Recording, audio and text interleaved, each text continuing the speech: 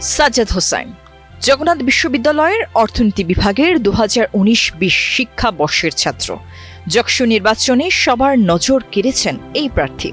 ভোটাররা আমাকে নিয়ে আশাবাদী, কেননা ফিজিক্যাল ডিসএবিলিটিতে থেকে আমি একাই দাঁড়াইছি।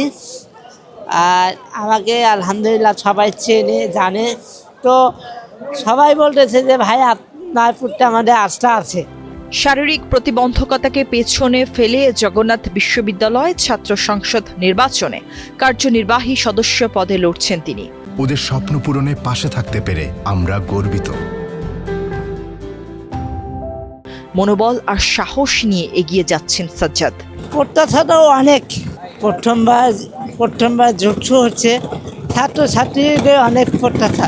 আমি চাই অবাধ এবং সুষ্ঠু নির্বাচনটা যেন হয়। মানুষ যেন কোনো দল দেখে, কোনো মুখ দেখে যেন ভোট না দিয়ে যোগ্য প্রার্থীকে ভোট দেয়, এটাই আমার চাওয়া। নিজের চলাফেরায় কষ্ট হলেও শিক্ষার্থীদের দ্বারে দ্বারে গিয়ে ভোট চাইছেন সাজ্জাদ হোসাইন। নির্বাচিত হলে কাজ করতে চান সাধারণ শিক্ষার্থীদের জন্য। আমি শিক্ষার্থীদের জন্য 4টা কাজ করতে চাই, বেশি কাজ নেব না, যেহেতু এটা 1 বছরের জন্য হচ্ছে। আমি যে 4টা কাজ নেব, এই 4টা কাজ যেন পুরোপুরিভাবে সম্পন্ন করতে পারি। প্রত্যেকটা ডিপার্টমেন্টে ফিজিক্যাল ডিসএবিলিটিদের জন্য র্যাম্পের ব্যবস্থা। 2, আমাদের একটা অস্থায়ী হল প্রয়োজন, ছেলেদের জন্য যেন অস্থায়ী হলের ব্যবস্থাটা করা হয়।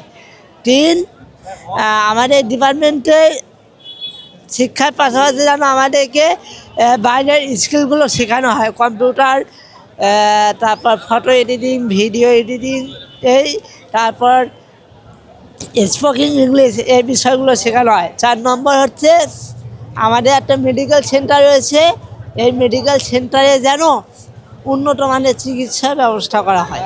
প্রতিবন্ধকতা যে কাউকে থামাতে পারে না তার এক জ্বলন্ত উদাহরণ যেন জবির এই শিক্ষার্থী।